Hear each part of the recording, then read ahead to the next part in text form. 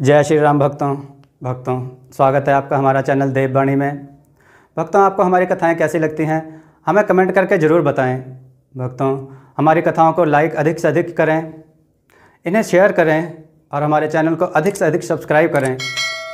भक्तों, आपसे एक गुजारिश है, हमें इंस्टाग्राम पर फॉलो करें जिसका लिंक डिस्क्रिप्शन में दिया गया है। तो चलिए शुरू करते हैं आज की कथा। जय श्री राम भक्तों, आज हम कथा श्रवण करेंगे एक ऐसे राजा की जो अपनी प्रजा के लिए कुछ भी कर गुजरने को तैयार था। आइए कथा श्रवण करें। भक्तों, कथा शुरू करने से पहले आप हमें इंस्टाग्राम पर फॉलो कर लें जिसका लिंक डिस्क्रिप्शन में दिया गया है। चलिए कथा प्रारंभ करते हैं। महानगरी नाम का एक राज्य था जिसमें एक शांतिप्रिय राजा रहते थे। उन राजा का नाम सोमसेन था। उस राजा को हथियारों से जितनी नफरत है उतने ही शांति भंग करने वाले युद्ध प्रेमी राजाओं से है। कुछ देर पहले ही एक दूत ने एक संदेश भेजा जिसकी वजह से राजा सोमसेन और बाकी मंत्रीगण सोच में डूब गए। राजा सोमसेन बोले, अब हमें अपने मित्र राज्य सोनापुर से मदद लेनी चाहिए। मंत्री कपिल बोला, महाराज, वो राज्य तो लगभग 3 दिनों की दूरी पर है और आने जाने में 6 दिन लगेंगे, पर रामनगर के दूत के मुताबिक हमें या तो युद्ध के लिए तैयार रहना है या फिर आत्मसमर्पण कर देना चाहिए, और इसके लिए रामनगर के राजा ने हमें सिर्फ 4 दिन दिए हैं। 4 दिन में हमने आत्मसमर्पण नहीं किया तो युद्ध होगा और हमारी सेना उनके मुकाबले 1/4 भी नहीं है, तो हमारा हारना तय है। राजा सोमसेन ने कहा, बाकी मित्र राज्यों से मदद मिल सकती है क्या? मंत्री कपिल ने कहा, नहीं महाराज, ज्यादातर राज्यों को नए बने राजा कमल राज ने अपने कब्जे में ले लिया है और सबसे निकटतम आजाद राज्य सोनापुर ही है। राजा सोमसेन ने कहा, किसी के पास कोई और रास्ता है? तभी मंत्री मोहन बोला, महाराज, शायद एक रास्ता है। राजा सोमसेन ने कहा, बताओ क्या है वो? मंत्री मोहन ने कहा, रहस्यमय जंगल। उस जंगल से एक दिन में पहुंचा जा सकता है सोनापुर राज्य। तब मंत्री कपिल ने कहा, पर महाराज, वो तो मौत का जंगल है, वहां जाना तो आत्महत्या करना है। उस रहस्यों से भरे जंगल को कोई पार नहीं कर पाया है और जो भी उस जंगल में गया है वह लौट के नहीं आया। राजा सोमसेन ने कहा, अगर मेरे पास कोई मौका है जिससे मैं इस नगरी और इसके लोगों को बचा सकूं तो मैं उस मौके को नहीं छोड़ूंगा। मंत्री जी, जल्दी मेरा घोड़ा तैयार करवाएं, मैं आज शाम को ही निकलूंगा। फिर राजा सोमसेन अपने पिताजी से मिलने जाता है। राजा अपने उम्रदराज और बीमार पिता से मिलता है और कुछ सलाह मशवरा करता है। उसके बाद मंत्री मोहन राजा से मिलते हैं और उन्हें कुछ बातें बताते हैं रहस्यमय जंगल से बचने के बारे में। मंत्री मोहन, महाराज, अगर आपको रहस्यमय जंगल को पार करना है तो आपको शारीरिक और मानसिक तौर पर मजबूत होना होगा और हमेशा सतर्क रहना होगा। जब आप उस जंगल को पार कर लोगे तो आपको लगेगा कि अब आपका सफ़र खत्म हो गया है, पर असल में आपका सफ़र खत्म नहीं हुआ होगा। जंगल के बाद आपको एक आदमी मिलेगा जो आपके साथ अच्छे से पेश आएगा, पर असल में वह एक हत्यारा डाकू होगा और उसके साथी भी आसपास छुपे होंगे। वह डाकू आपको एक पीपल के पेड़ के पास ले जाएगा और अपने साथी डाकुओं की मदद से आपको मार डालेगा और आपको लूट लेगा। उनके अपने कुछ उसूल हैं, आपको बस इतना करना है कि उनके किसी भी एक उसूल को अपना कवच बनाना है जिससे वह आपको जाने दे। वह अपना वचन नहीं तोड़ते। उन्होंने अगर किसी का कुछ भी खाया हो तो वह उसे नहीं मारते। और इसी तरह मोहन ने राजा को उनके सारे उसूल बता दिए। फिर पूरी तैयारी के साथ राजा अपने घोड़े पर रहस्यमय जंगल के सफ़र पर निकल पड़ा। राजा रहस्यमय जंगल के अंदर कई मील तक पहुंच गया और सब कुछ ठीक चलता रहा। तभी राजा सोमसेन को एक लड़की दिखी। राजा के कुछ कहने से पहले ही उस लड़की ने मुंह से जाल फेंककर राजा को बांध दिया और फिर एक बड़ी मकड़ी में बदल गई। जब मकड़ी राजा को घसीट कर ले जा रही थी तब राजा ने किसी तरह अपना हाथ अपने तलवार तक पहुंचाया और जाल काटकर उस मकड़ी के 2 टुकड़े कर दिए। मकड़ी को मारने के बाद राजा आगे बढ़ने लगा तो उसे कई पेड़ दिखे जिन पर अलग अलग फल लगे हुए थे। फलों को देखकर राजा की भूख बढ़ गई, पर उसे समझ में नहीं आ रहा था कौन से फल खाए। राजा सोच ही रहा था कि तभी पेड़ ने बोलना शुरू कर दिया कि मेरे फल खाओ, मेरे फल खाओ, उसके फल खाकर तुम पेड़ बन जाओगे, उसके फल जहरीले हैं। उसके फल खाकर तुम राक्षस बन जाओगे। इस तरह की आवाजों से जंगल गूंजने लगा। राजा को कुछ समझ में नहीं आ रहा था वह किस पेड़ के फल खाए। उसे देखने में पीले फल अच्छे लग रहे थे और वह उसे तोड़कर खाने ही वाला था कि उसे एक पेड़ पर कुछ घोंसले दिखे। राजा ने सोचा कि चिड़िया किसी जहरीले फल या किसी जादुई फल वाले पेड़ पर घोंसला नहीं बनाएगी, तो इसलिए उस पेड़ के फल खाने लायक होंगे। राजा ने एक फल खाया तो उसे कुछ नहीं हुआ। फिर उसने कुछ फल खाए, कुछ घोड़े को दिए और कुछ बाद के लिए बचा लिए। कुछ आगे जाकर राजा को प्यास लगी। उसने अपनी सुराही निकालकर पानी पिया और घोड़े को भी पानी पिलाया। तभी उसे एक गुफा दिखाई दी। अंधेरा बढ़ता देखकर उसने वहीं रात बिताने की सोची। घोड़े को उसने एक और बांधा और गुफा में सो गया। रात में उसने देखा कि एक बड़ा राक्षस उसे खाने वाला है। उसने अपनी तलवार निकालनी चाही, पर राक्षस ने उसे पकड़कर मुंह में डाल लिया और इसी के साथ ही उसकी नींद खुल गई। उसे खुशी हुई कि वह बस एक बुरा सपना था। राजा फिर से अपने रास्ते पर बढ़ने लगा। कुछ मील चलकर राजा को प्यास लगने लगी। संयोग से थोड़ा आगे ही उसे एक पानी का तालाब मिल गया।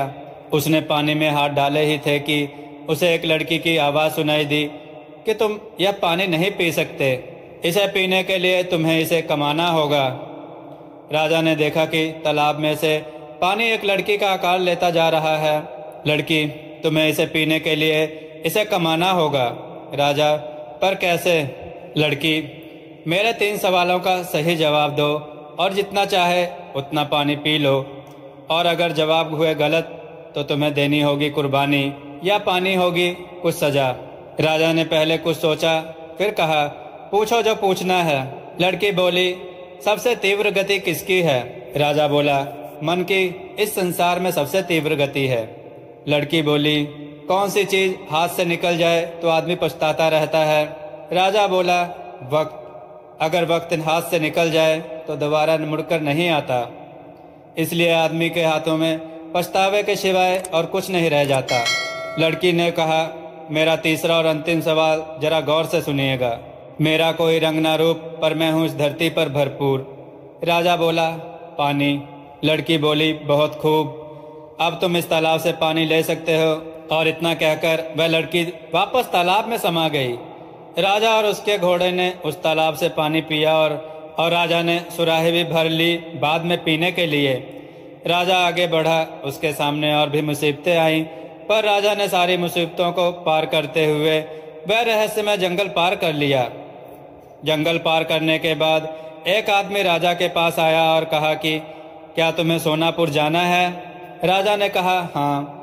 आदमी बोला, चलो मेरे साथ। राजा घोड़े से उतरकर उस आदमी के साथ पैदल पैदल चलने लगा। राजा को खेतों में कुछ छुपे हुए डाकुओं की झलक दिख रही थी। चलते चलते राजा ने एक फल खाना शुरू किया और उससे पूछा, कुछ खाओगे? आदमी बोला, नहीं, अभी थोड़ी देर पहले ही खाना खाया था। थोड़ी दूर चलने पर राजा को पीपल का एक पेड़ नजर आने लगा। जितना राजा और वह आदमी पेड़ के नजदीक पहुंचते उतना ही राजा का हाथ उसकी तलवार के समीप जाता। तभी राजा ने सूरज की ओर देखा और घोड़े पर लटके थैले से सुराही निकालकर उस आदमी से कहा कि तुम मेरे लिए इतना कर रहे हो तो मैं इतनी गर्मी में तुम्हारे लिए इतना नहीं कर सकता। लो पानी पियो। आदमी, पर मुझे प्यास नहीं। राजा, तुम्हें प्यास लगी है, मुझे साफ दिख रहा है। मेरा एक मित्र था जिसने ऐसी ही धूप में पानी को मना कर दिया था, पर थोड़ा सा चलने के बाद ही वह गिर गया और फिर कभी नहीं उठा, और मैं नहीं चाहता तुम्हारा भी वही हाल हो। राजा के चेहरे पर दुख के भाव थे। उस आदमी को धूप की वजह से प्यास तो लगी हुई थी। उस आदमी ने राजा के भाव को देखा और फिर पानी पी लिया। पानी पीते वक्त राजा ने उसकी कलाई पर एक सांप का निशान देखा। पीपल के पेड़ के नीचे पहुंचने पर राजा ने देखा कि सामने ही सोनापुर की सीमा थी। आदमी वहीं रुका और राजा आगे बढ़ चला। जाते वक्त उसने पेड़ के नीचे बैठे आदमी की कलाई पर वैसा ही सांप का निशान देखा। सोनापुर में वह अपने मित्र राजा वीर सिंह से मिला और मदद मांगी। राजा वीर सिंह ने मदद करने के लिए हामी भर दी। 3 दिन बाद राजा सोमसेन और राजा वीर सिंह सेना के साथ महानगरी पहुंचे। राजा सोमसेन के रहस्यमय जंगल से सही सलामत लौटने से उसकी सेना का विश्वास बढ़ चुका था। राजा सोमसेन और राजा वीर सिंह अपने सेनाओं के साथ कमलराज के विरुद्ध बड़ी बहादुरी से लड़े और अंत में उन्होंने कमलराज को हरा दिया। जीतने के बाद महानगरी में जश्न मनाया गया। पूरी नगरी के लोग जश्न में मग्न थे। रात के समय राजा सोमसेन ने तीरंदाज को बुलाया और उसे कुछ समझाया। तीरंदाज एक जगह छुपकर बैठ गया। फिर राजा ने एक नौकर से मंत्री मोहन को बुलवाया। राजा ने मंत्री मोहन से कुछ बातें की। फिर राजा ने देखा कि मंत्री की कलाई पर भी वैसा ही सांप का निशान है जैसा डाकुओं की कलाई पर था। राजा ने बातें करते हुए मंत्री की आंखों से बचाकर उंगलियों से तीरंदाज को एक इशारा किया। इशारा पाते ही तीरंदाज ने तीर धनुष पर चढ़ा दिया और निशाना मंत्री की ओर कर दिया। शायद उसे अगले इशारे का इंतजार था। फिर राजा ने मंत्री से पूछा कि तुम मेरे पिताजी के समय से इस राज्य की सेवा कर रहे हो, वैसे तुम कितने सालों से मंत्री पद पर हो? मंत्री मोहन ने कहा, लगभग 30 सालों से। राजा ने तीरंदाज को उंगलियों से एक और इशारा किया। इशारा पाते ही तीरंदाज ने अपना तीर कमान नीचे कर लिया। राजा ने मंत्री मोहन से कहा, मुझे एक बात सच सच बताओ, तुम कैसे जानते हो कि वहाँ जंगल खत्म होने पर तुम्हें एक आदमी मिलेगा, जबकि उस रहस्यमय जंगल से आज तक कोई जीवित वापस नहीं लौटा? मंत्री मोहन डर गया। उसके चेहरे पर पसीने की बूंदें साफ दिखाई दे रही थी। राजा ने मंत्री से कहा, अगर तुम मुझे सच सच बताओगे तो तुम्हें प्राणदंड नहीं दिया जाएगा। मंत्री ने घबराते हुए राजा से सारी बातें बताईं। मंत्री ने कहा, वह जो जंगल में है वह मेरा छोटा भाई है, जो लोगों को लूटकर उनकी हत्याएं करता है, किंतु उसका एक गुप्तचर यहाँ हमारे महल में रहता है, जिसे मैंने बता दिया था कि हमारे महाराज उस जंगल से जाएंगे और उनके साथ कोई भी दुर्घटना ना हो। राजा ने मंत्री की सारी बातें सुनी और एक लंबी सांस ली और उसे देश निकाला दे दिया। भक्तों, आपको यह कथा कैसी लगी हमें कमेंट में ज़रूर बताएं। भक्तों, हमें इंस्टाग्राम पर फॉलो करें जिसका लिंक डिस्क्रिप्शन में दिया गया है। जय श्री राम भक्तों।